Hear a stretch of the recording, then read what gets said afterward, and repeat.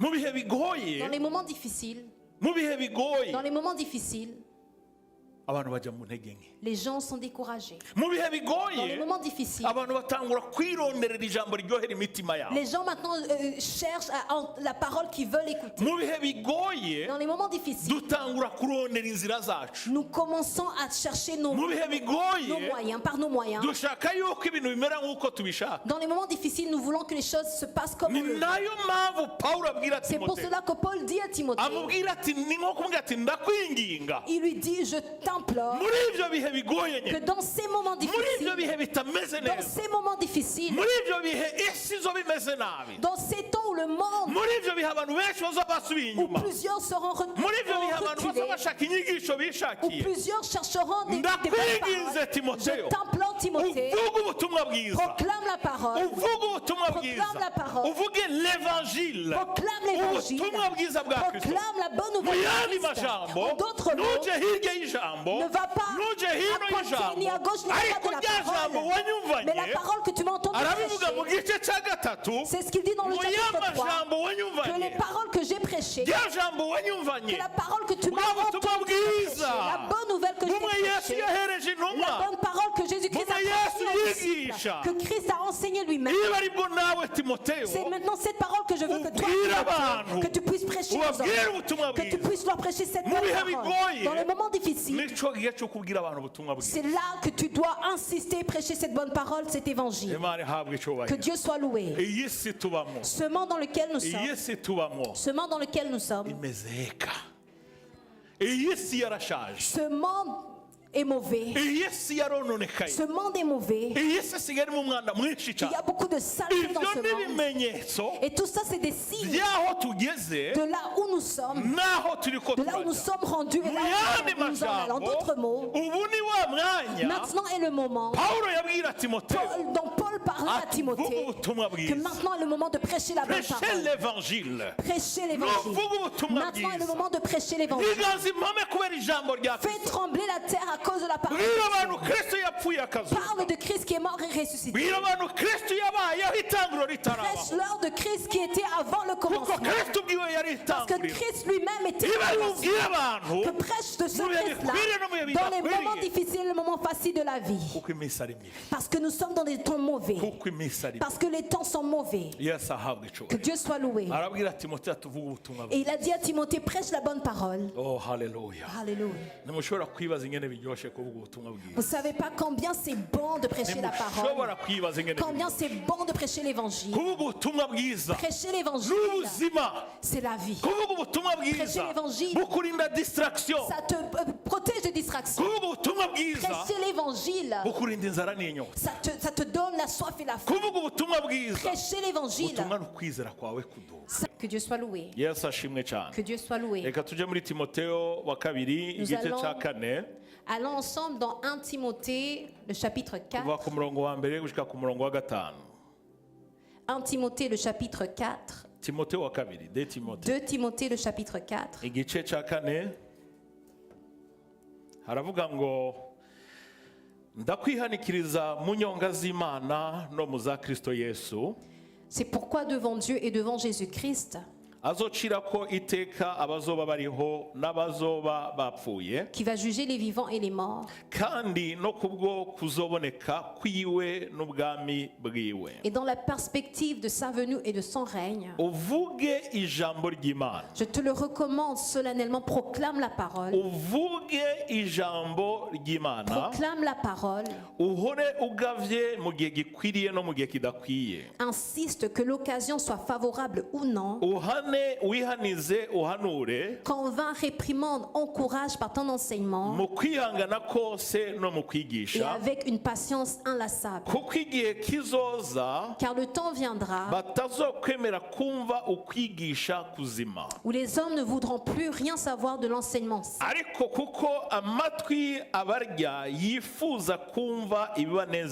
Mais au gré de leurs propres désirs, ils se choisiront une foule de maîtres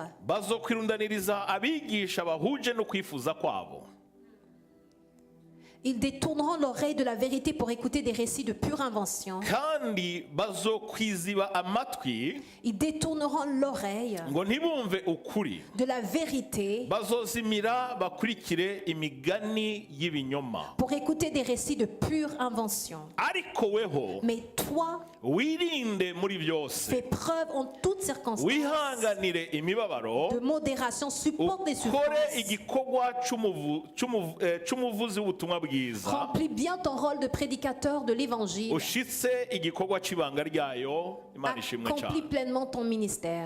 Mana turagushimiye kubw'ijambo Dieu, nous ryawe, te remercions pour ta parole. nusige ijambo ryawe, Que tu puisses oindre ta parole. turikomeze mu buryo Que tu puisses budasanzwe, fortifier ta parole. mpemu wawe aritwigishe mu Que buryo ton budasanzwe, Saint-Esprit puisse nous enseigner la parole d'une kugira manière ngo muri formidable. kino gitondo Que ce matin, ijambo ryawe ta parole, ritandukanye amagufa elle n'imisokoro, puisse venir séparer ijambo l'os ryawe et le rihindure muscle, ubuzima et bwacu, qu'elle puisse transformer nos vies, rikore ku mutima qu'elle puisse wacu, toucher nos cœurs, kugira ngo twame tugavye nk'uko ijambo ryawe pour que rivuga. nous puissions toujours être sous nos gardes. mpemu wera nuze utwigishe, Saint-Esprit, viens et enseigne-nous. nuze ukore ku bugingo Viens et bwacu, touche nos vies. nuze udusobanurire Viens et enseigne-nous. mu izina rya Au nom Yesu. puissant de Jésus-Christ. Amen.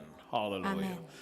mu izina rya Yesu Au nom de Jésus, ndashima Imana yaduhaye uyu mwanya. je remercie Dieu qui nous a accordé ce moment. Muri iki gihe tumaze iminsi turiko turaganira kuri multiplication des disciples, Et pour ce moment, pour cette saison où nous apprenons sur la multiplication des disciples, kugwiza abakristo sur la multiplication des disciples, des chrétiens, des églises, no kugwiza amashengero, la multiplication des églises. ndizera ntakekeranya Je crois sans douter yuko muri iyi minsi iri que imbere, dans les jours à venir, biciye mu ishengero, pas au travers de l'église biciye no mu yindi mirimo et au ndongoye, travers de d'autres ministères, ndizera yuko tuzobananya twagura je abigishwa crois qu'on va continuer à multiplier des disciples kandi twagura et n'amashengero. on va multiplier les églises. narabwiye yuko atakibazo gihari, Je vous ai dit qu'il n'y a pas de problème. yuko ibyo tutazoba dushoboye gukora nk'ishengero, Ce que nous n'aurons pas pu faire en tant qu'église, hari ibyo nshobora gukora nciye ku mavuta Imana yampaye nka jewe. il y a ce que moi je peux faire par l'onction que Dieu a déversée sur ma vie. So ndizera yuko muri uyu mwanya Donc moi je crois que dans cette saison, hari ibintu bihambaye cyane Imana iriko il y a de irategura, grandes choses que Dieu est en train de s'apprêter à faire. kandi igatuma Imana iriko irabitegura Et la raison pour laquelle je dis ça, nuko tugeze mu gihe c'est que nous sommes dans des temps ico bita mu Congereza the extreme où time. nous sommes dans les derniers jours. Turi mu gihe kiri extreme, Nous turi mu sommes dans bihe des temps bigoye cyane, extrêmes, dans les temps difficiles dans ce monde. turi mu gihe abantu badashaka ijambo Nous ry'Imana, sommes dans des temps où les gens ne veulent pas entendre la parole authentique de turi mu gihe Dieu. abantu bashaka ijambo ry'Imana uko barishaka, Les gens veulent entendre, veulent qu'on leur prêche ce qu'ils veulent entendre. turi mu gihe abantu bashaka kwiga ijambo ry'Imana uko babishaka, Ou bien ils veulent être instruits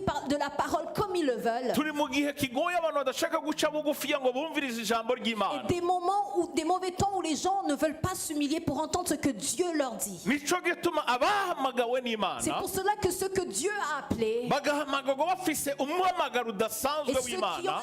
qui ont un appel de Dieu sur leur vie. Iyo mvuze umuhamagaro Lorsque udasanzwe, je parle de l'appel de Dieu, nta nkeka uravye umuhamagaro w'Imana wari kuri Pawulo, je ne doute pas que quand je considère l'appel de Dieu qui était sur la vie de Paul, urabona yuko Pawulo yari afise umuhamagaro udasanzwe. tu vois que Paul avait un appel extraordinaire sur sa vie. Pawulo ntiyigeze agira kompromi ku ijambo ry'Imana. Paul n'a jamais fait des compromis par rapport à la parole. Pawulo ntiyigeze atakaza umwanya mu mpari no mu bindi Il n'a bitandukanye. jamais perdu son temps dans les débats et les discours. Ariko Pawulo yavuze ngo nzovuga ubutumwa bwiza Mais Paul a dit que je prêcherai la mu parole gihe gikwiriye no mu gihe dans les kidakwiriye. bons moments ou dans les moments pas Uyu favorables. munsi mu mpande zine Et z'isi aujourd'hui, aux quatre coins du monde, hari ukuntu ishengero risa n'iriko rirakora, il semble que l'Église, ariko indani mu ishengero l'Église a l'air d'être en train de harimo vraiment, indwara zidasanzwe. mais spirituellement, l'Église est malade. So nico gituma tugomba gusubira inyuma C'est pour cela que maintenant nous devons retourner en arrière tugasubira ku rufatiro rw'ijambo et ry'Imana, retourner à la source, au tugasubira pilier de la parole, kumviriza abadutanguriye pour umurimo, maintenant apprendre sur ceux qui nous ont dévancés, urufatiro bari bubakiyeko. le fondement sur lequel ils ont bâti leur ministère. Pawulo aravuga ngo ubutumwa bwiza, Paul a parlé de la bonne nouvelle. aresista agasubiraho akavuga ati ubutumwa Il a bwiza, insisté, il a souligné la bonne parole. aranavuga ijambo rikomeye Et cyane il a dit aussi ngo uzobigisha ubutumwa bwiza butandukanye n'ubwo que twabigishije, si quelqu'un vient vous prêcher ce qui est différent de ce que nous vous avons prêcher, que ce soit un ange, que cette personne soit anathème. Parce que Paul savait qu'il allait venir des moments difficiles. Parce que Paul pouvait voir les tendances des gens qui enseignaient, prêchaient la parole. Et aujourd'hui, la bonne parole à l'église, lorsque tu regardes ce que l'église fait aux quatre coins du monde, l'église est devenue un spectacle où les serviteurs de Dieu et les chrétiens à l'église, nous sommes devenus comme des gens qui viennent à l'église en tant que spectateurs pour voir un spectacle. Mais maintenant, lorsque tu vas dans la parole de Dieu et tu te rappelles que Jésus, il allait d'une montagne à une autre, allait d'une ville à une autre, il parcourait d'une ville à une autre, allant d'un pêcheur à un autre, en allant du pêcheur au collecteur d'impôts. Lorsque tu considères que Jésus-Christ notre sauveur, l'église, Christ le chef de l'église, laissez-moi vous dire une chose. Jésus,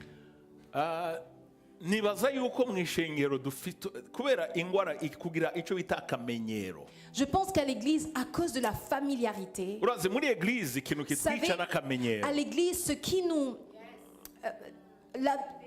qui nous détruit, c'est la familiarité.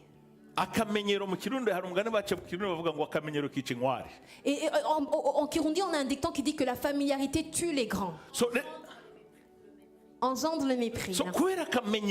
Parce que la familiarité, à cause de la familiarité, nous sommes habitués au chantre, à la chorale. Nous sommes habitués aux diacres. Nous sommes familiers avec les pasteurs. Et nous considérons que c'est juste des personnes et des ministères qui sont là. Mais ce qui est encore terrifiant,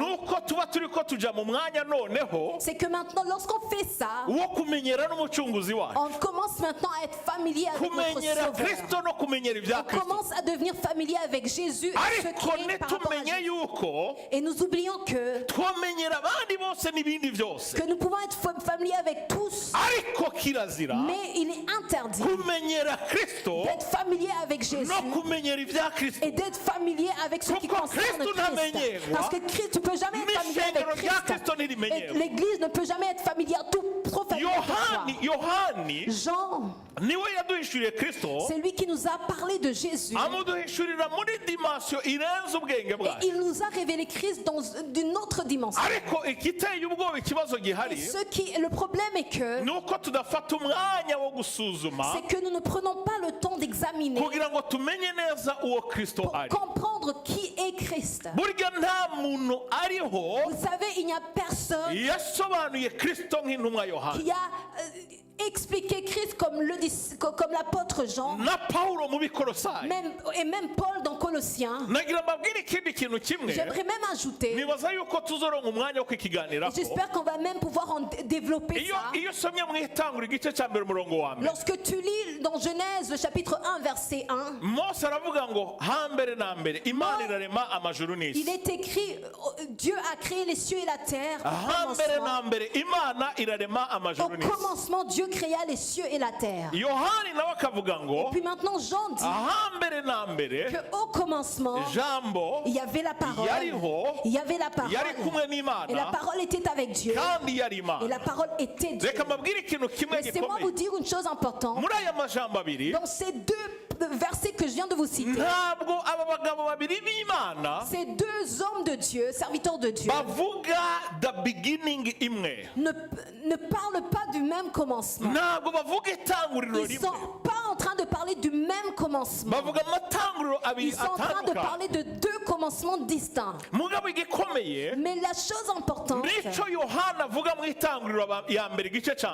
ce que Jean, le commencement dont Jean parle. Il parle du commencement qui était avant le commencement. Il parle du commencement qui montre Christ, qu'il est au-dessus de toute chose. Que Christ est au-dessus de commencement. Il était avant le commencement. Il a ajouté quelque chose. Il a dit que tout a été créé par Christ. Que tout a été créé par Christ.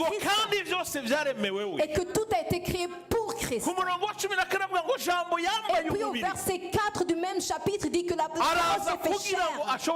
Et elle est venue parmi nous. Celui qui était avant le commencement, dans Moïse nous parle dans Genèse. Celui qui était avant le commencement. Celui qui a tout créé. Les 3 ans qu'il a passé sur terre.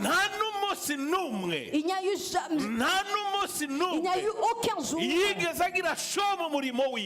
qui fait un spectacle dans le ministère. Mais ce qui était dans son cœur, le plan qu'il a fait, c'est que le peuple, les gens connaissent Dieu. Et puis dans Jean le chapitre 7, il dit au Père, revêt-moi de la gloire que j'avais au commencement, parce que l'œuvre que tu m'as envoyé d'accomplir, je l'ai accomplie. Ce qui était de faire connaître toi et ta parole, et de faire connaître celui que tu as envoyé. Que Dieu soit loué. Donc le ministère de Christ, il n'y avait pas de temps pour le show, pour le spectacle. Il n'y avait pas le temps pour les jeux, ou le temps pour se montrer, se vanter ou il savait qu'il avait un temps précis pour attirer les gens à lui. Et ces gens qu'il a attirés à lui, il savait qu'il y avait certains parmi eux qui allaient faire ce qu'il les avait appris de faire pour transformer le monde entier en des disciples de Christ. Que Dieu soit loué.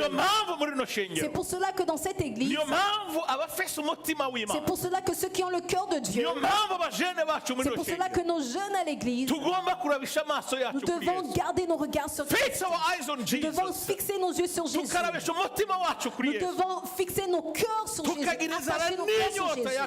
Avoir la soif pour lui. Et la faim pour le servir.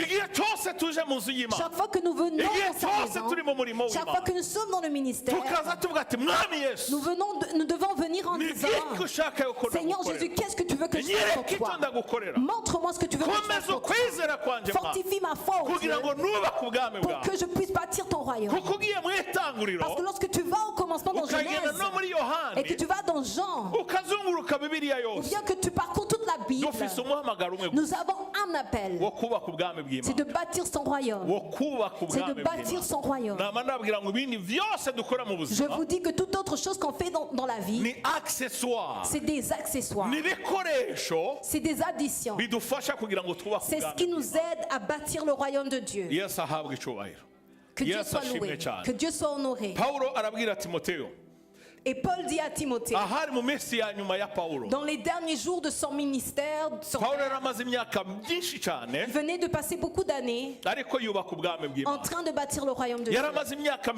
Il venait de passer beaucoup d'années en train de se donner pour le ministère. Il avait voyagé, il était passé chez les Colossiens, chez les Romains, chez les Thessaloniciens, partout. Il avait vu beaucoup de choses. Il avait révélé beaucoup de choses.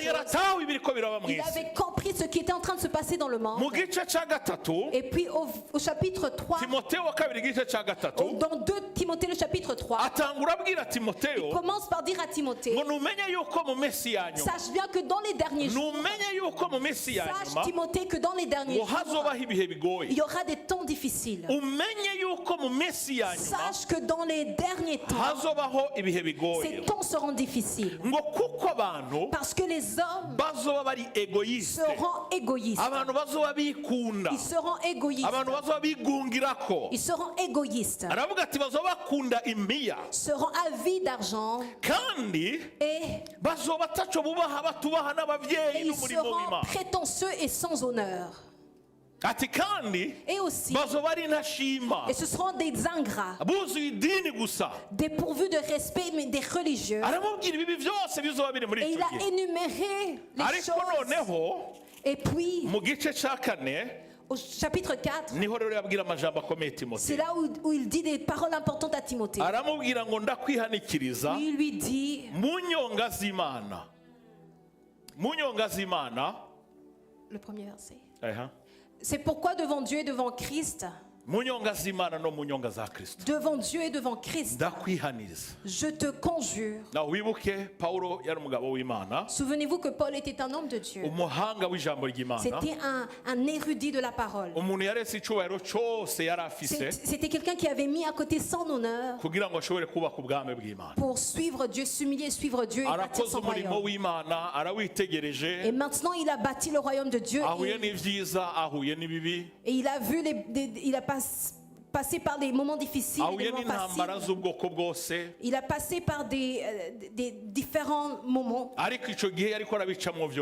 Et en passant par ces moments, Dieu soit loué, parce qu'il y avait des Timothées, parce qu'il y avait des Silas, parce qu'il y avait des gens qui l'entouraient, qui étaient avec lui. Que Dieu soit loué. Il y avait des gens qui allaient rester après lui pour continuer l'œuvre, qui allait continuer là où Paul avait arrêté. Et le moment est venu où lorsque Paul avait examiné toutes ces choses-là, c'est comme si il donnait des conseils à Timothée. Et il a mis à part, il lui a dit, parce que Timothée était comme son fils, spirituellement parlant. C'était un enfant qui avait grandi dans le Seigneur. Et la parole de Dieu nous montre que la grand-mère de Timothée était chrétienne. Et que cette bonne semence, elle avait semé dans sa fille, qui était la mère de Timothée. Par la suite, la mère de Timothée a semé cette bonne semence dans la vie de Timothée. Mais ça a été nécessaire que Timothée rencontre Paul pour que l'onction sur la vie de Timothée puisse maintenant arriver à un autre niveau de compréhension de la parole de Dieu.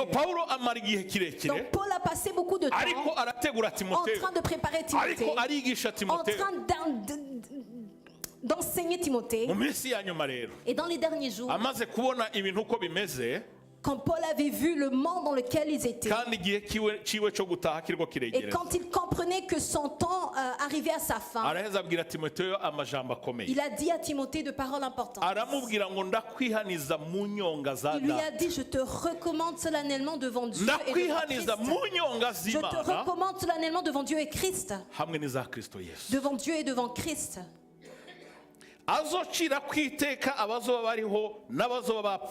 Qui va juger les vivants et les morts. Et dans la perspective de sa venue et de son règne. Je te recommande, proclame la parole. Alléluia. Alléluia. Alléluia. Alléluia. Alléluia. Alléluia. Il lui a dit, je te recommande, proclame la parole. Proclame la parole. Je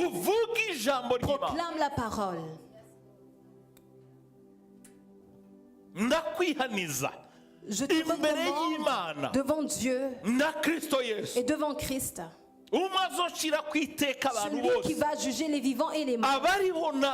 Les vivants et les morts. Je te recommande, proclame la parole. Et maintenant ma question est celle-ci. Est-ce que ça veut dire qu'avant ça, Timothée ne prêchait pas la parole? Est-ce que cela veut dire que avant cela, Timothée ne prêchait pas la parole? Mais Timothée prêchait. Mais lorsque tu vas au verset 3, quand tu regardes le chapitre 3, Paul dit que dans la période finale, il y aura des temps difficiles. Il y aura des temps difficiles spirituellement et physiquement. Alors, lorsqu'on arrive à des moments difficiles de nos vies, nous nous décourageons facilement. Dans les moments difficiles,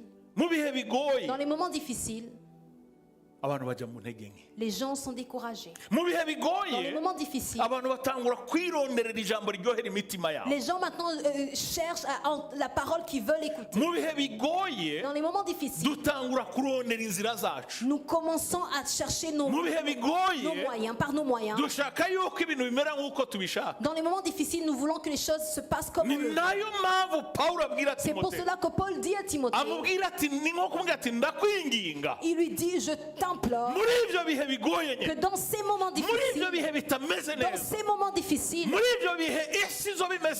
dans ces temps où le monde, où plusieurs seront reculés, où plusieurs chercheront des bonnes paroles, je t'implore Timothée, proclame la parole, proclame la parole, proclame l'évangile, proclame la bonne nouvelle. En d'autres mots, ne va pas à côté ni à gauche ni à droite de la parole, mais la parole que tu m'as entendue prêcher, c'est ce qu'il dit dans le chapitre 3, que les paroles que j'ai prêchées, que la parole que tu m'as entendue prêcher, la bonne nouvelle que j'ai prêchée, la bonne parole que Jésus-Christ a prêchée, que Christ a enseigné lui-même, c'est maintenant cette parole que je veux que toi, que tu puisses prêcher aux hommes, que tu puisses leur prêcher cette bonne parole. Dans les moments difficiles, c'est là que tu dois insister, prêcher cette bonne parole, cet évangile. Que Dieu soit loué. Ce monde dans lequel nous sommes,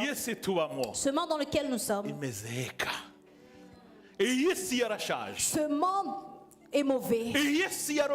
Ce monde est mauvais. Il y a beaucoup de saleté dans ce monde. Et tout ça, c'est des signes de là où nous sommes, de là où nous sommes rendus et là où nous en allons. En d'autres mots, maintenant est le moment dont Paul parlait à Timothée, que maintenant est le moment de prêcher la bonne parole. Prêcher l'évangile. Maintenant est le moment de prêcher l'évangile. Fais trembler la terre à cause de la parole. Parle de Christ qui est mort et ressuscité. Prêche-leur de Christ qui était avant le commencement.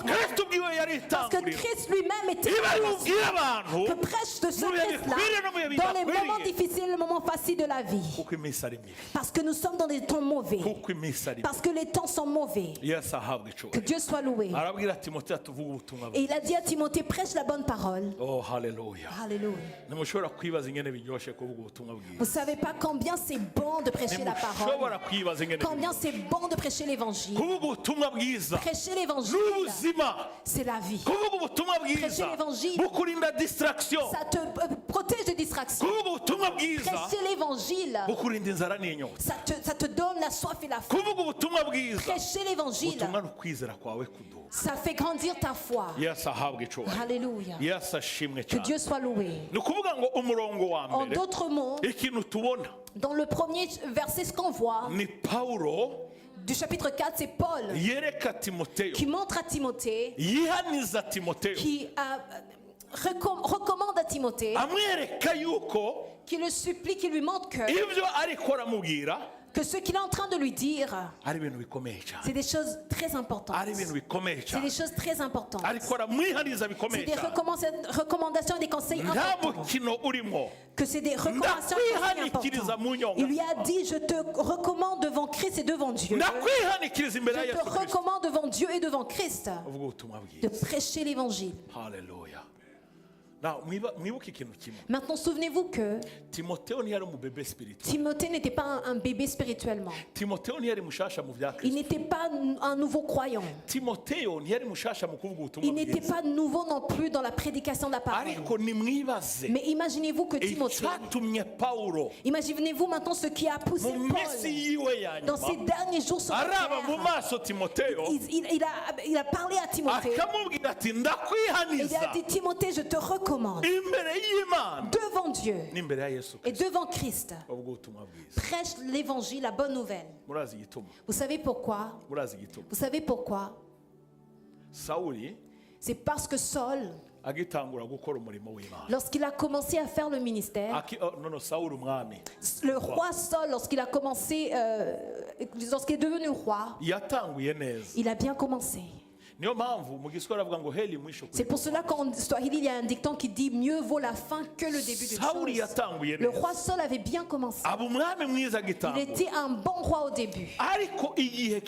Mais le moment est venu. Le moment est venu.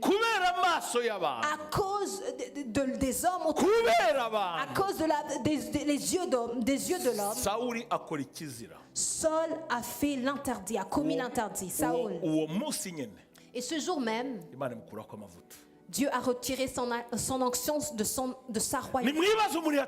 Imaginez-vous quelqu'un qui a bien commencé, mais à cause du peuple, des hommes, à cause qu'il avait peur des hommes, il a fait ce que les hommes voulaient qu'il fasse, pas ce que Dieu voulait qu'il fasse. Et maintenant Dieu a retiré l'onction de sa royauté. Et il a mal terminé. Que Dieu nous vienne en aide. Et Paul, en tant qu'érudit de la parole, il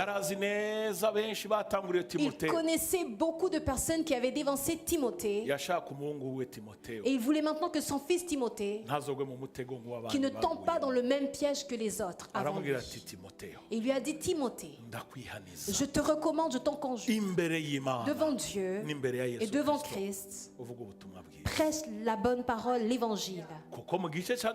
Parce qu'au chapitre 3, souvenez-vous, il lui avait dit comment le monde allait devenir mauvais. Comment les gens allaient devenir mauvais. Que Dieu nous vienne en aide. Je vais vous donner un exemple simple. Si je ne me trompe pas, souvent lorsqu'on quitte la maison, ils ne s'habillent pas pour se couvrir. Oui, c'est une raison de s'habiller. Parce qu'on ne peut pas sortir nu. On doit se couvrir. Mais même quand ils s'habillent, il y a peu de gens qui vont juste choisir au hasard ce qu'ils vont porter et qui vont aller à l'église par la suite ou aller au travail. Lorsque je dis choisir des habits par hasard, je parle des habits négligés, sans marque. Par exemple, une jupe que quelqu'un peut mettre et tu la regardes, tu es comme: oh mon Dieu. Mais la plupart d'entre nous, le matin, lorsque ils vont s'habiller, lorsque on va s'habiller, des fois moi j'appelle mes enfants et je leur demande: je mets cette chemise ou pas, ou cette chemise ou celle-là. Vous comprenez pourquoi? En d'autres mots, je veux que les autres m'aident à choisir ce que je vais mettre. En d'autres mots, plusieurs d'entre nous, nous nous habillons dépendamment de ce qu'on pense que les autres vont penser de nous, dépendamment de ce qu'ils vont penser de nous, des habits qu'on porte. Et là, maintenant, on quitte la maison habillé, bien habillé, bien mis. Et maintenant, on se dit on pense que lorsque les gens vont nous voir, ils vont voir qu'on est bien habillé. Il y a longtemps au Burundi,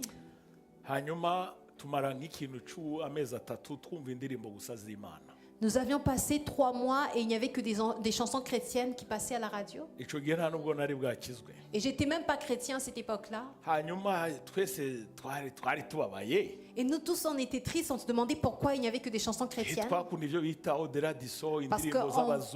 voulait des chansons, la musique séculaire.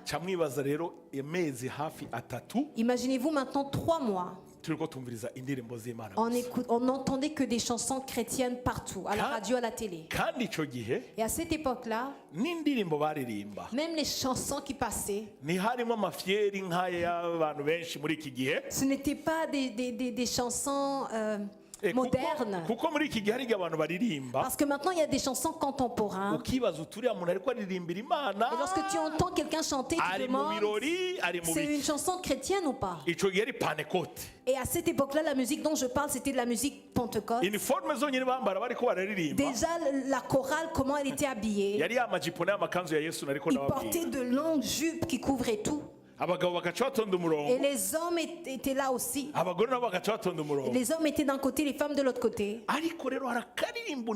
Mais il y a une chanson que moi j'ai jamais oubliée. Je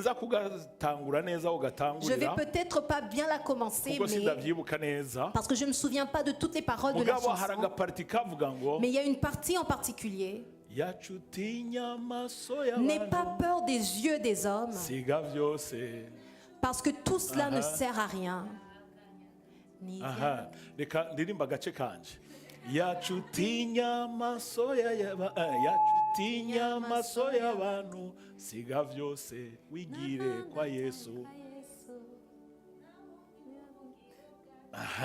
Donc, laisse tout et va chez Christ. Laisse tout. Tout ce qui n'est pas peur des yeux de l'homme. Laisse tout et va chez Christ.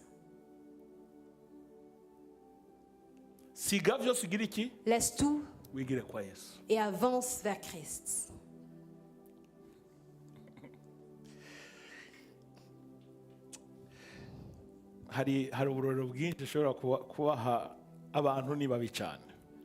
Les gens des fois sont mauvais.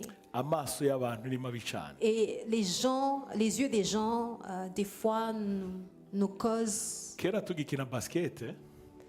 À l'époque, lorsque je jouais au basket, je ne me souviens pas exactement, mais je me souviens de ça en particulier parce que ça nous a fait rire. Il y a une équipe qui est venue jouer contre nous.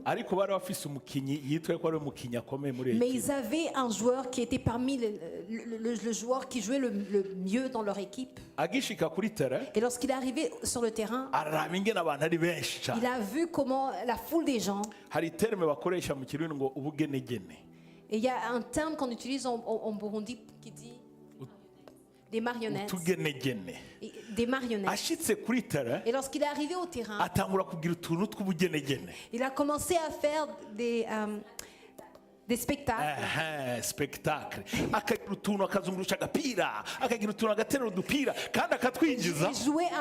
Il faisait en d'autres sortes un show. Mais le spectacle et le jeu, c'est deux choses différentes. Le spectacle et le match, c'est deux choses différentes. Donc avant le match, il a fait ce show, ce spectacle pour les foules et les foules acclamées. Et la raison pour laquelle je vous donne cet exemple, c'est que des fois, suivre les yeux des gens, c'est mauvais. Lorsque tu suis les yeux des gens, ça peut te causer ça peut te causer de dire ce que tu n'aurais pas dû dire ou faire ce que tu n'aurais pas dû faire. Les yeux des gens peuvent nous causer à porter ce que nous ne devrions pas porter, à nous mettre comme on ne devrait pas le faire. Les yeux des gens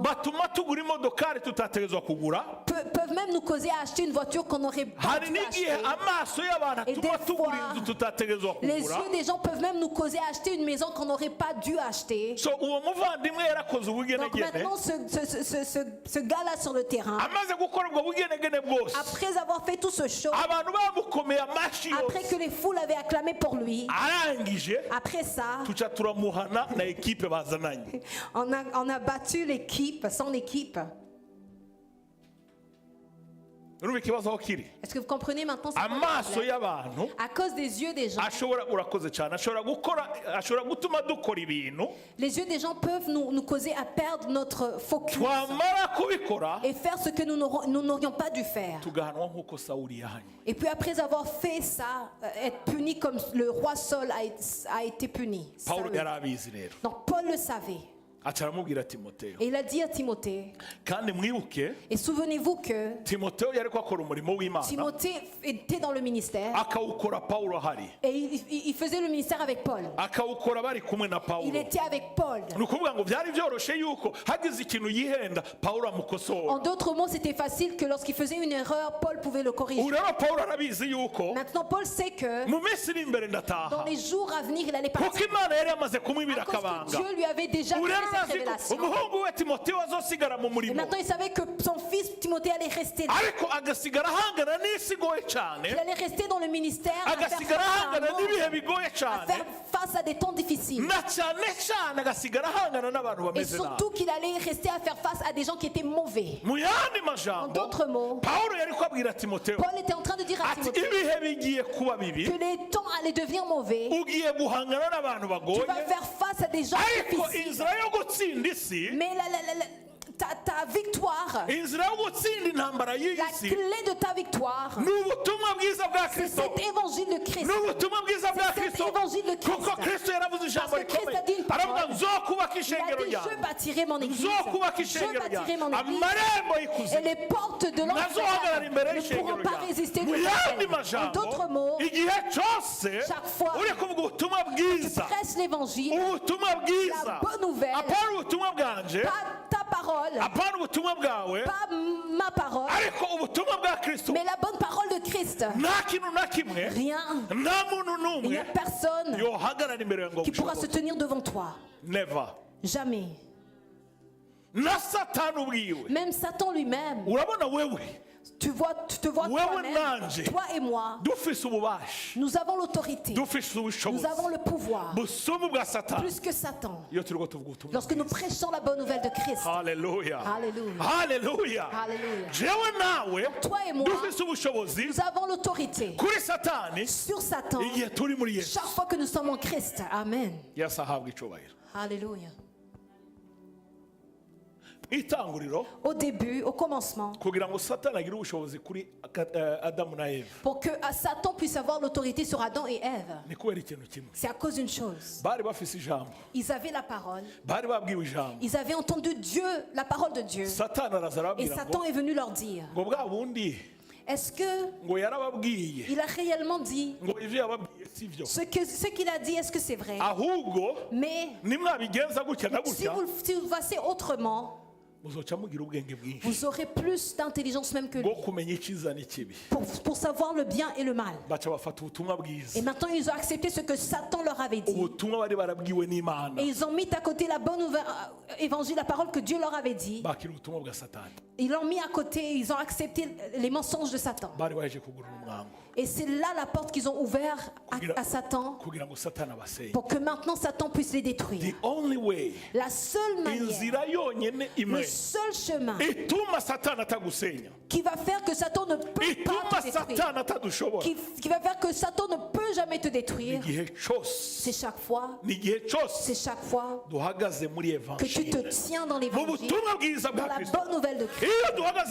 Chaque fois que tu te tiens dans la bonne nouvelle, je te promets sur la terre, rien qui aura de l'autorité sur ta vie. Satan peut essayer. Satan peut lancer ses flèches, mais il ne va jamais gagner. Il va jamais gagner. Il va jamais gagner. Il peut essayer de te faire peur, mais après avoir essayé de te faire peur, tu vas te rappeler de la parole de Dieu. Ce que Jésus a dit, que les gens, je les connais. Ils connaissent ma voix. Ils sont dans ma main. Et ceux qui sont dans ma main, ils sont dans la main du Père. Et rien ne peut les y enlever. En d'autres mots, tu vas dire à Satan, Satan, je suis dans la main du Père. Je suis dans la main du Père. Je suis dans la main du Père. Tu ne peux pas m'y enlever. Parce que mon papa, il a le pouvoir et l'autorité sur toutes choses. Il a le pouvoir et l'autorité sur toutes choses. Jour et nuit, ce que je demande à Dieu, c'est une chose. C'est de rester planté dans sa parole. C'est de rester planté dans ta parole. Planté, être rester planté dans sa parole, dans l'évangile, d'aller ni à gauche ni à droite, mais de rester enraciné en Christ. Parce que chaque fois que je suis en Christ, il n'y a rien qui pourra me nuire. Il n'y a rien qui pourra même nuire à ma famille tant que nous serons en Christ. Alléluia. Alléluia. Dis à ton voisin, dis-lui, je te souhaite de rester en Christ. Je te souhaite de rester dans la parole. Je te souhaite de rester dans la parole. Parce que la parole a la puissance. La parole a la puissance. La parole a la puissance. La parole a la puissance. La parole nous a protégés pendant des années à cause de cette parole.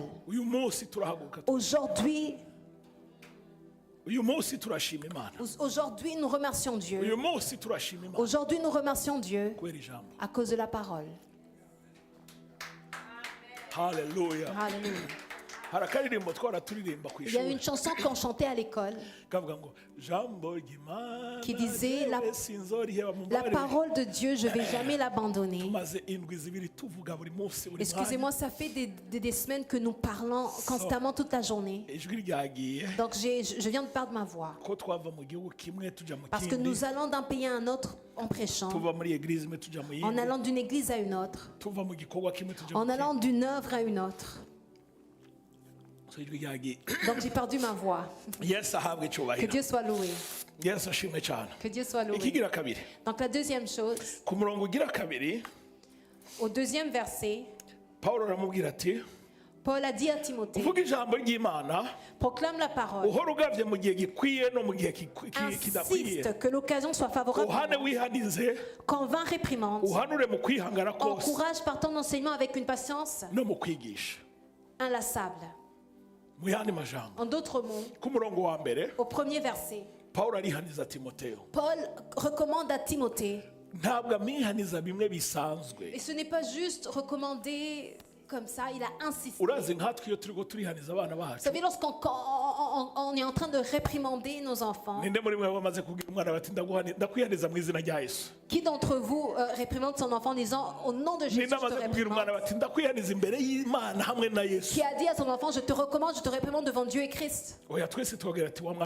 Nous tous on dit, toi là, ne refais plus pas, ne refais plus ça. Si tu continues cela, ce sera ça les conséquences. Est-ce que c'est pas comme ça qu'on fait en tant que parent?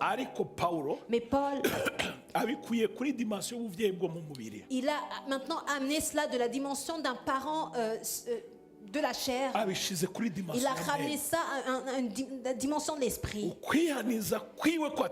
Et il a recommandé solennellement à Timothée. Il a recommandé solennellement à Timothée. Il a recommandé solennellement devant Dieu, devant Christ et devant Christ. En d'autres mots, il était en train de dire à Timothée que ce que je te dis, je te le dis en me tenant devant Dieu et devant Jésus. En d'autres mots, Jésus et Dieu, ce sont mes témoins. Ce sont mes témoins que je te recommande ceci. Et maintenant au verset 2, ce que Paul dit à Timothée, il lui dit que la priorité première dans cette vie, la priorité première dans cette vie, c'est de prêcher l'évangile et de l'enseigner et d'insister en tout temps. Il lui dit, proclame la parole et insiste et sois vigilant. Sois vigilant.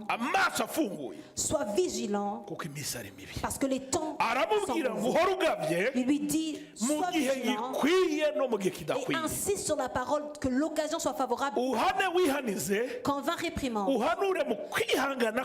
Encourage par ton enseignement avec patience.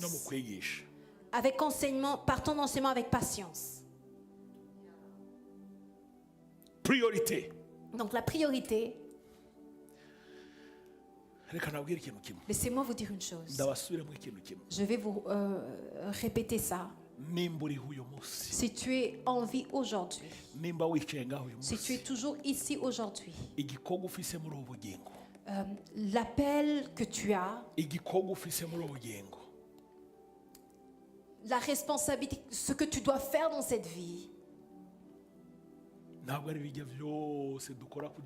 ce n'est pas ce que tu fais dans ton journalier, aller à l'école, étudier, travail, mais on a un appel, un but, c'est de prêcher l'évangile et d'enseigner la parole de Christ, que l'occasion soit favorable ou pas. Tout ce qu'on fait d'autre, tout ce qu'on fait d'autre, Dieu ne compte pas ça comme justice pour nous. Tout ce qu'on fait d'autre, c'est ce qui devrait nous aider pour maintenant travailler pour l'appel de Dieu sur nos vies.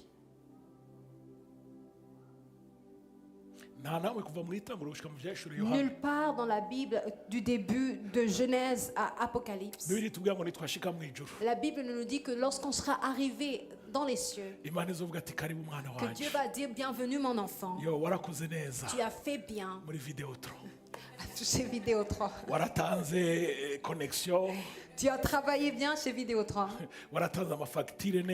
Tu as bien géré les factures. Non.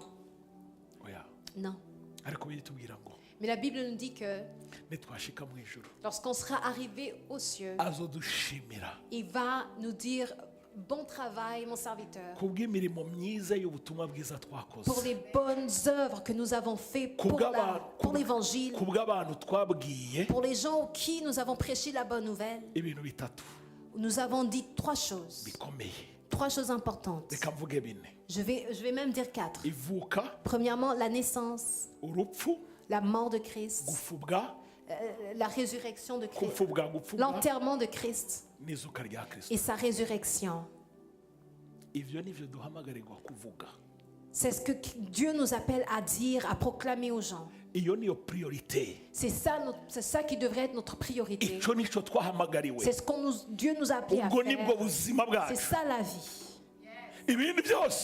Toute autre chose, les miracles viennent suivre la parole que nous prêchons. Et ces trois choses-là, ces 4 choses-là, je dois aussi vous les rappeler en tant qu'Église. C'est ça la mesure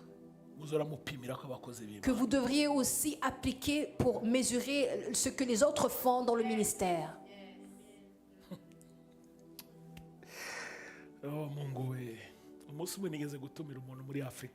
J'ai invité un orateur en Afrique qui est venu prêcher à l'église. Et quand il avait terminé de prêcher, il a commencé à prier pour les gens. Et j'ai vu cette personne poser la main sur Timothée, notre Timothée à l'église. Il a commencé à dire, je prie pour toi, pour que Dieu puisse relâcher l'onction qui est sur ta vie, qui est sur moi. Et c'était la dernière fois que j'invitais cette personne à venir à notre église. Toi, tu viens prier pour les gens pour que Dieu puisse relâcher l'onction qui est sur ta vie et aille sur l'autre personne. Comme si toi, tu avais ton onction propre. C'est quoi ton onction que tu as? Puisque nous savons que c'est Dieu qui donne l'onction, qui est la source de l'onction. Pourquoi pas dire à Dieu, dis, je prie pour cette personne, pour que tu puisses relâcher ton onction sur cette personne. Ton onction, oh Dieu, pas mon onction. Vous savez que l'onction qui était sur David, il y avait l'onction de l'adultère. Je blague, mais c'est quand même sérieux. C'est pas vraiment l'onction lorsque tu commets l'adultère. Mais ce que j'essaie de vous dire dans la vie de David, quoique il plaisait à Dieu, quoiqu'il avait un cœur selon Dieu, il y avait aussi d'autres choses qu'il avait fait qui étaient déplaisants à Dieu.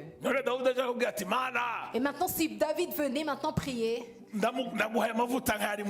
te donne l'onction qui est sur ma vie. Je dirai à David, David, non merci. Je ne veux pas cette onction. Et tu peux même choisir l'onction qui était sur la vie de David. En d'autres mots, cela démontre l'orgueil qui est dans la vie de certains serviteurs de Dieu. Nous sommes dans la chair. Nous sommes dans la chair. Et il y a ce qu'on fait. Il y a ce qu'on fait. Il y a ce qu'on pense qui ne plaisent pas à Dieu. En d'autres mots, si tu veux prier pour quelqu'un, si tu veux que Dieu relâche quelque chose sur la vie de quelqu'un, demande à Dieu qui a créé les choses et la terre, lui qui est tout puissant, qui puisse relâcher son onction sur la vie de quelqu'un. Parce que Dieu est la source de l'onction.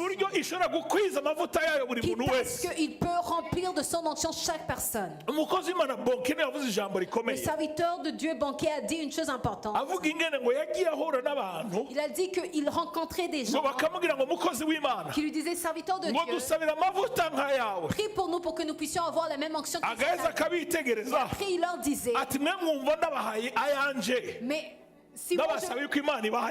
moi, si je prie pour que Dieu vous donne mon onction, qu'est-ce qui va me rester? Au contraire, je vais aller demander à Dieu pour qu'il puisse vous donner votre onction à vous. Que Dieu soit loué. Donc, prêcher la bonne nouvelle, c'est ça l'appel. Je te dis la vérité, le travail que tu as, l'école là où tu vas, ce n'est pas ton appel. C'est ce qui nous aide à servir Dieu. Mais ce que Dieu nous appelle à faire, c'est que notre cœur, c'est que notre intelligence, c'est que notre famille reste attachée à Christ et à la bonne nouvelle de Christ. Que Dieu soit loué. C'est ce que Dieu nous appelle à faire. Et c'est ce qui donne la paix. Et c'est ce qui bâtit nos vies. Et c'est ce qui va nous protéger dans les temps difficiles. C'est ce qui fait que nous pouvons voyager et revenir en paix sans sorte. C'est ce qui fait que dans les moments difficiles de nos vies, nous voyons la grâce de Dieu. La Bible dit à quoi nous servirait-il d'avoir toute la richesse sur la terre, mais de perdre son âme.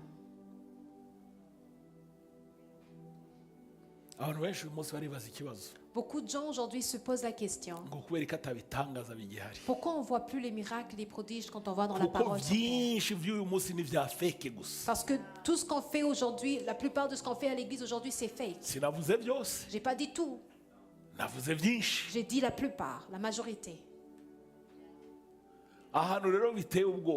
Et ce qui est maintenant terrifiant, c'est lorsque tu regardes les paroles que Paul a dit à Timothée, c'est qu'il y a beaucoup de chrétiens qui sont même assis ici, qui croient, qui ont mis leur espérance sur des miracles fake. Ndeka kubeshera igihugu cy'abandi yagikora ibintu impuzu n'ibintu gikora ibitangaza umupastor akaza. Et un pasteur peut venir. Nimuze kubabona kenshi. Vous en avez vu aussi. Ngo jewe qui vient dire moi. Ndakora ko umuntu ubwo nyene bigakoreka. Je touche seulement quelqu'un et les choses se passent. Wewe urinde wewe. Toi tu es qui? Wewe urinde. Toi tu es qui? Na Paulo navyo yigeze avuga. Même Paul n'a pas dit ça. Na Petero navyo yigeze avuga. Même Pierre n'a pas dit ça. Na Yesu ubwiwe navyo yigeze avuga. Même Jésus lui-même n'a pas dit ça. Ukubahuka. Et toi tu oses dans la maison de Dieu ukavuga ngo ukozeko et dire que tu touches seulement une personne et les choses, les miracles arrivent, se passent. Et puis tu les touches et nous attendons de voir ces miracles et nous n'en voyons pas.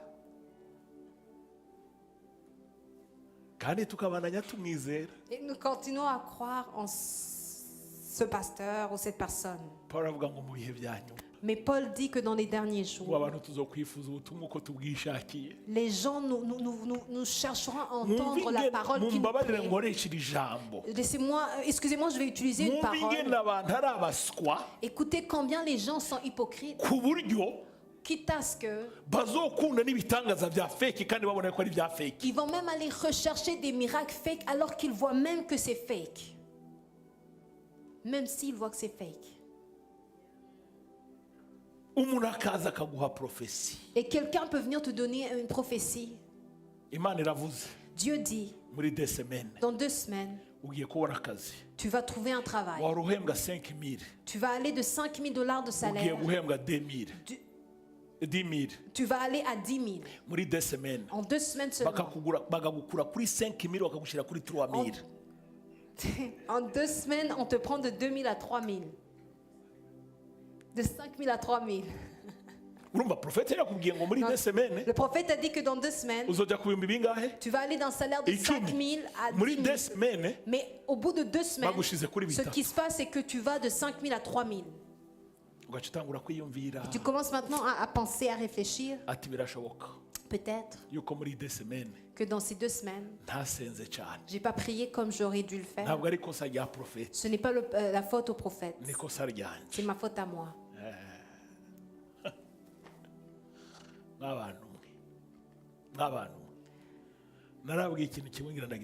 Je vous ai souvent dit et je vais le répéter. Jésus dit, si vous demeurez en moi et moi en vous, demandez quoi que ce soit et vous le recevrez. La guérison.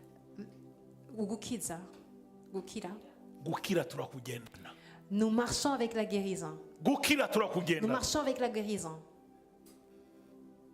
Nous marchons avec la prophétie. Chaque fois que nous demeurons dans sa parole. Lorsque tu restes dans sa parole, tu peux même guérir, prier pour ta guérison et tu es guéri. Lorsque tu demeures dans sa parole, tu peux même prophétiser sur ta vie. Et tu peux dire Mugisha. Mugisha. Je sais là où je vais. Pourquoi? À cause de cette parole. Il n'y a aucune personne sur terre.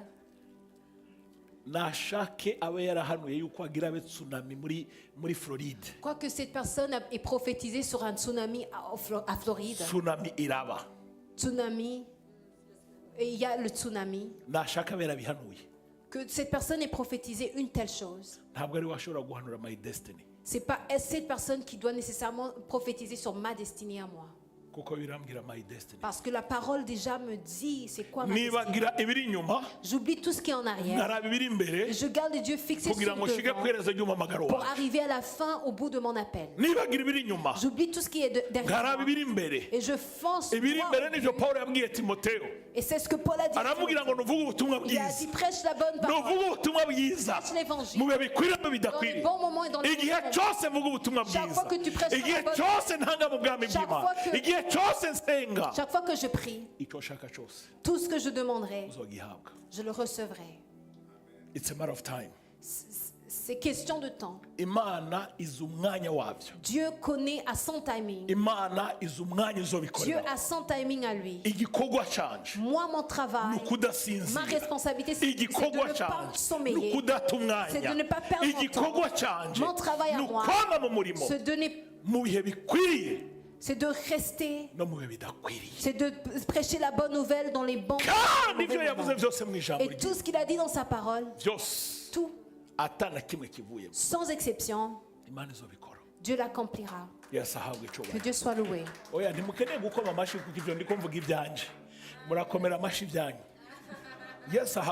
Que Dieu soit loué. C'est pour cela que je ne me fatigue pas. C'est pour cela que quand je fais le ministère et que vous ne me soutenez pas, je ne me fatigue pas. Vous savez pourquoi? Parce que je sais que je suis en train de semer et d'écrire mon histoire à moi. D'écrire mon histoire à moi. Il y a un jour précis. Il y a un jour et une heure précis. Vous savez, lorsque Jésus a été mis sur le bois, élevé sur le bois, il y a eu les ténèbres sur la terre. Et tout le monde a dit quoi? Oh, finalement, c'était lui, c'était le Fils de Dieu. C'est pas ce qu'ils ont dit. Il y aura un jour où les gens diront aujourd'hui, si seulement j'avais su, j'aurais dû suivre le pasteur. Si j'aurais su, chaque fois que le pasteur se levait, j'aurais dû jeûner pendant 2 semaines. Mais le jour viendra où vous verrez ce jour. Cette parole que nous avons, c'est la puissance, c'est la vie. C'est ce qui fait que Paul a dit à Timothée, prêche la bonne nouvelle. Ta priorité dans la vie, de prêcher la bonne nouvelle. Que les temps te soient favorables ou pas. Que Dieu soit loué. C'est pour cela que nous ne devrions pas dormir pour la bonne nouvelle. C'est pour cela que nous devons essayer, chercher toute occasion pour prêcher. Je vous dis la vérité. Je viens de passer 25 ans en prêchant la bonne nouvelle. Et il n'y a rien de meilleur dans la vie. Il n'y a rien de meilleur dans la vie que de prêcher la bonne nouvelle. Que de prêcher la bonne nouvelle. J'ai vraiment essayé beaucoup de choses sur cette terre. J'ai étudié. Je continue même aujourd'hui. J'ai travaillé. Même je continue à travailler. Mais je vais vous dire la vérité. Il n'y a rien qui donne plus de satisfaction que de prêcher la bonne nouvelle. Que de prêcher la bonne nouvelle. De dire aux gens que Jésus-Christ, de prêcher qu'il est mort pour nos péchés. Ces choses-là, frères et sœurs, ça a un salaire qui a un grand salaire dans la vie. Dieu peut ne pas venir et te donner un salaire palpable. Mais lorsque tu sauras ton salaire, c'est que lorsque tu es assis avec gens qui ne le font pas, il y aura ceux qui il y a ceux qui seront puissants, il y a ceux qui seront puissants. Mais lorsque tu parles avec ces personnes-là, tu te rends compte que parmi tous ces gens-là, tu es la personne vraiment la personne qui abandi bataye umutwe abandi bafite ibibazo byinshi ils ont beaucoup de problèmes. Mais toi tu es étonné parce que il semble que toutes les choses de la terre, que Dieu t'a déjà donné sa réponse et que tu n'as pas de problème. Même les problèmes qui sont sur cette terre, toi tu as déjà la réponse. Et des fois tu leur expliques aussi et tu leur montres la solution et tu te rends compte qu'ils sont confus alors qu'ils ont l'argent, alors qu'ils ont l'honneur sur cette terre, alors qu'ils ont des voitures, des maisons, mais ils sont pleins de plaintes.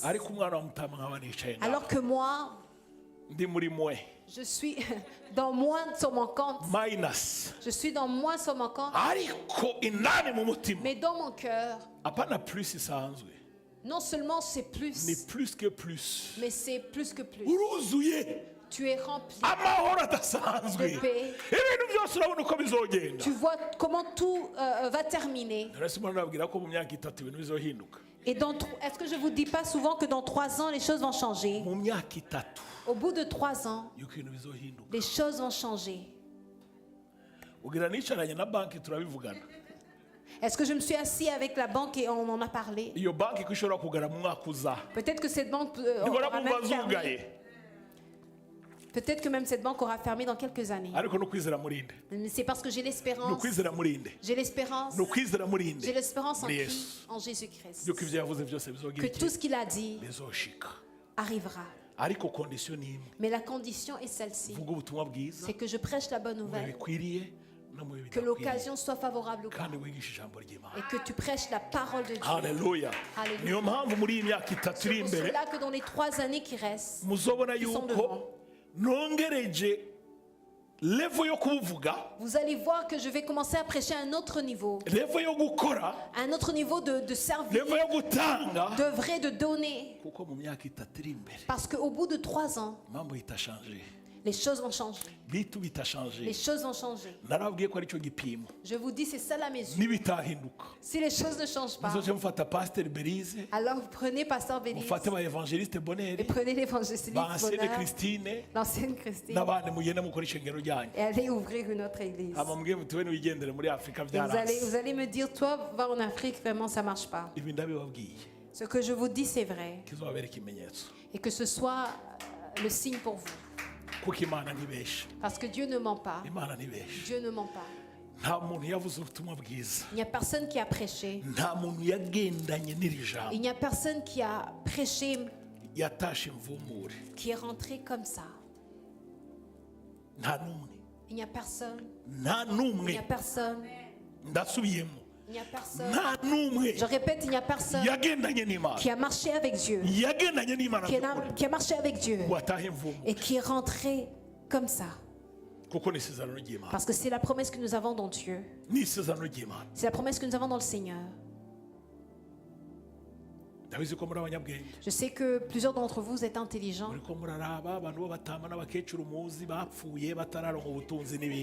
Vous êtes peut-être en train de penser aux gens que vous connaissez qui sont morts sans avoir atteint ces promesses-là, alors qu'ils priaient. C'est possible. Parce que la Bible nous montre que lorsque le juste, lorsqu'il y a eu le riche est mort et Zachée Lazare est mort. Et lui aussi est mort. Mais il était pauvre. Mais il est allé chez Abraham. Chez Abraham. Donc il y a ceux qui peuvent dire, mais Lazare était pauvre. Peut-être qu'il y a des gens qui peuvent être sauvés mais rester pauvres. Il y a une parole que Paul a dit.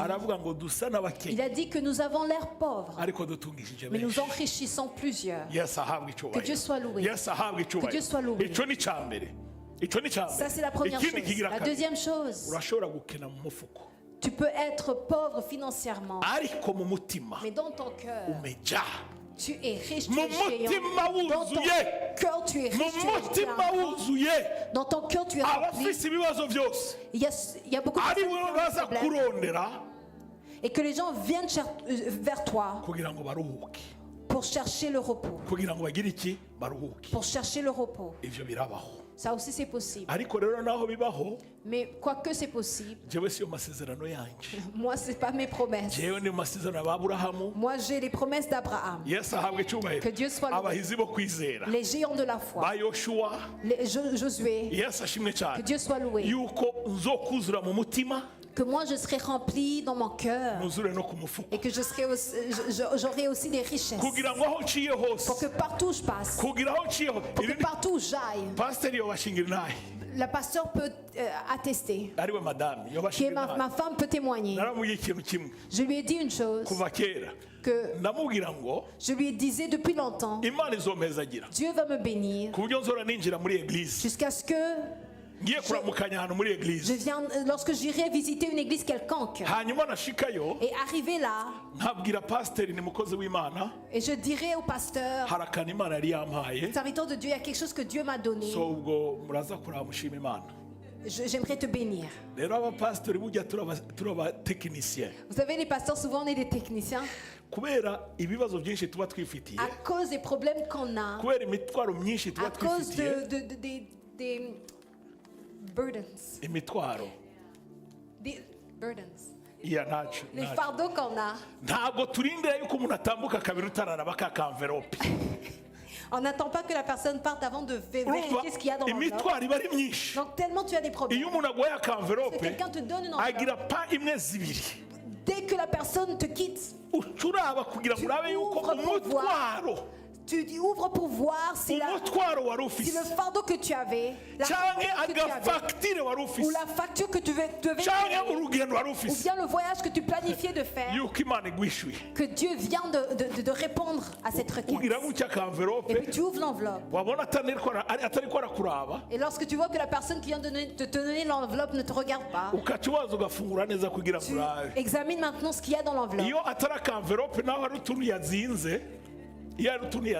Lorsque c'est pas une enveloppe, mais des billets qu'il t'a donné, dès que la personne quitte, tu regardes maintenant et tu commences à compter les billets et tu te dis et lorsque tu vois que c'est vraiment beaucoup, même avant que le culte se termine, même avant que le culte se termine, tu changes même le chant qui clôture le culte. Et tu commences à chanter une nouvelle chanson. En d'autres mots, Dieu vient de faire quelque chose.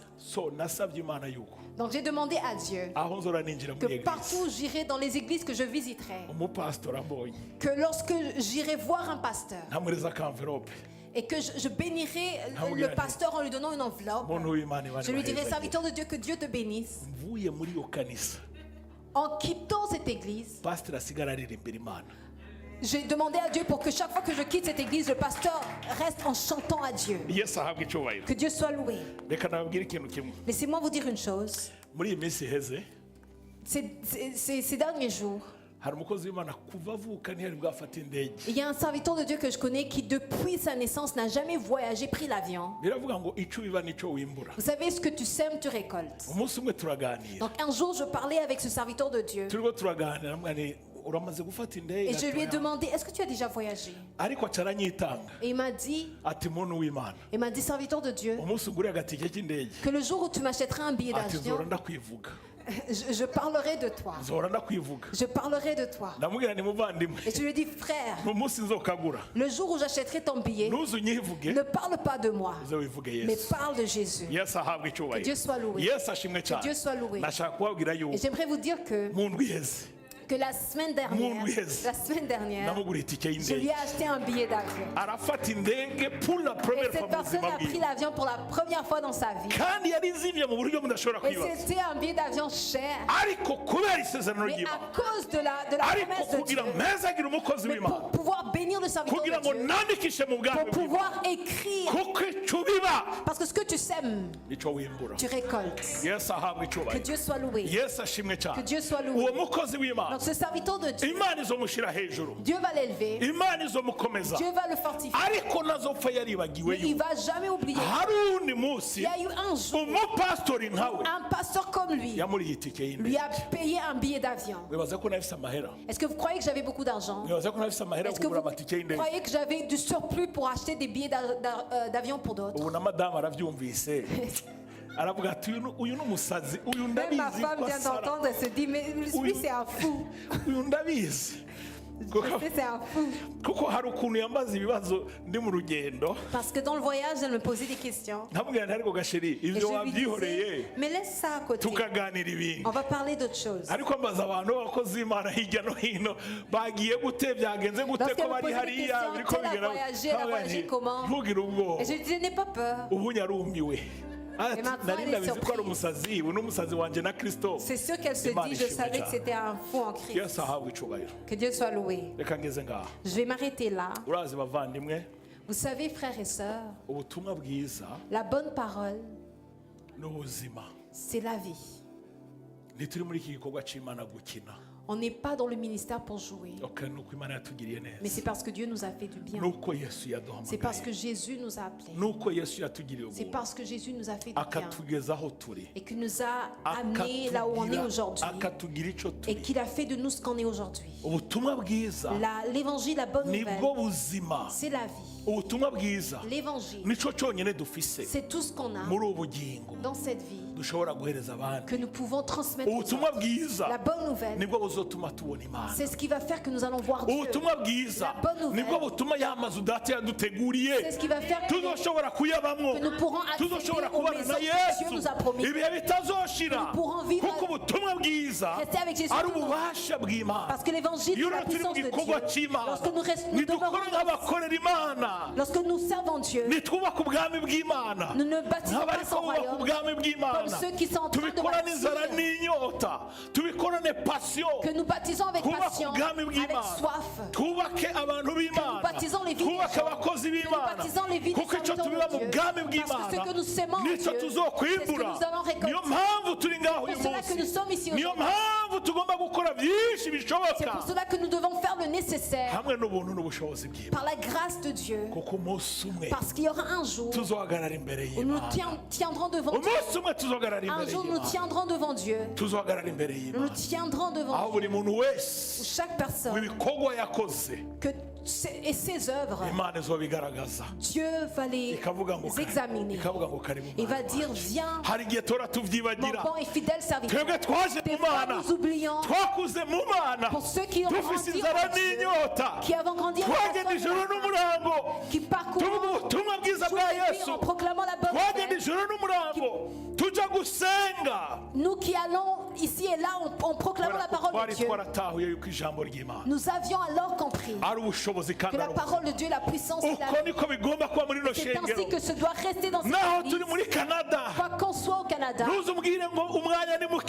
dis pas tu n'as pas assez de temps. Ne me dis pas je suis au travail. Je dis la vérité, nous avons beaucoup de temps. Nous avons assez de temps et des voitures pour nous déplacer. Là où nous pourrions aller pendant une heure, nous faisons 30 minutes. Ce que nous aurons pu cuisiner pendant des heures, nous faisons 5 minutes.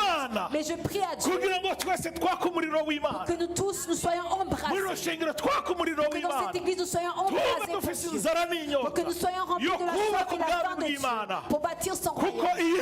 Parce que ce monde dans lequel nous sommes, un jour nous le quitterons. Il y a plusieurs qui partent, qui quittent cette terre. Et nous aussi un jour nous quitterons ce monde. Il y aura un jour nous quitterons ce monde. Nous voulons arriver devant Dieu et pouvoir dire Papa, voici ce que j'ai fait pour toi dans ton royaume. Voici comment j'ai bâti ton royaume. Et pour dire à Dieu, je ne me suis pas endormi, mais dans mon cœur j'ai gardé la soif et la faim de te servir et de bâtir ton royaume. Père, je ne me suis pas endormi, mais je réfléchissais sur comment élargir ton royaume. Je réfléchissais sur comment faire. Et Paul a dit à Timothée que cette bête proclame la bonne nouvelle dans les bons et dans les mauvais moments. Mais surtout, que tu prêches la parole et que tu prêches l'évangile. C'est ce que Dieu nous appelle à faire. Voici la soif et la faim que nous devrions avoir. Chaque jour, chaque dimanche. Que nous ne venons pas à l'église comme coutume mais comme religion, mais que nous venions dans la joie en disant oh Dieu, voici la journée que tu as faite. Voici la journée que tu as faite. Voici la journée où on va t'élever. Père, nous te remercions. Nous te louons pour ta parole. Ta parole est les vies. Ta parole est les vies. Nous te remercions, Saint d'Israël. Nous te remercions au nom puissant de Jésus-Christ. Bâtis nos cœurs. Bâtis nos cœurs. Pour que, oh Dieu, nous puissions avoir la soif et la faim pour ton royaume. Au nom puissant de Jésus-Christ. C'est ce que nous te demandons, Papa. C'est ce que nous te demandons, Papa. Merci Seigneur. Merci Jésus. Merci au Saint d'Israël. Merci, tu fais du bien. Oh, accorde-nous d'avoir la soif et la faim pour toi. Que tu réveilles que nous soyons embrasés pour toi. Que nous soyons embrasés pour toi. Que nous soyons embrasés d'un feu qui ne s'éteigne pas pour ton royaume. C'est ce que nous te demandons, Papa. Merci car tu as été avec nous. Et que tu continues à être avec nous à longueur cet après-midi. Continue à déverser la soif et la force dans nos cœurs, oh Dieu, et dans ton église. Merci car tu étais avec nous. Continue à nous faire du bien. Continue à rester avec nous. Que tu fasses du bien à nos familles. Et que la semaine prochaine nous puissions voir ta main. Nous te remercions, Seigneur Jésus. Au nom puissant de Jésus-Christ. Pour tous ceux qui se sont donnés. Pour ceux qui ont donné selon les promesses. Ceux qui ont béni, semé dans ton royaume. Ceux qui ont promis de le faire au début de mois. Parce qu'il y a beaucoup de choses dont on a besoin de faire. Je prie que chaque personne qui a donné, que chaque personne qui a donné, et ceux qui vont donner au Dieu, que tu puisses le compter comme justice pour eux. Que tu puisses compter comme justice pour eux. Que dans les moments difficiles, tout ce que nous avons fait, tout ce qu'ils auront fait, puisse parler pour nous. Nous te remercions alors. Continue à être avec nous. Que ta gloire soit sur nos vies. Que tu continues à être avec nous. Au nom puissant de Jésus-Christ. Amen. Merci Jésus. Que Dieu vous bénisse. Pour ceux qui seront à Longueuil, nous souhaitons la bienvenue. Pour d'autres, pour le reste, à la semaine prochaine. En prêchant l'évangile. Sans peur, sans vous fatiguer. Jour et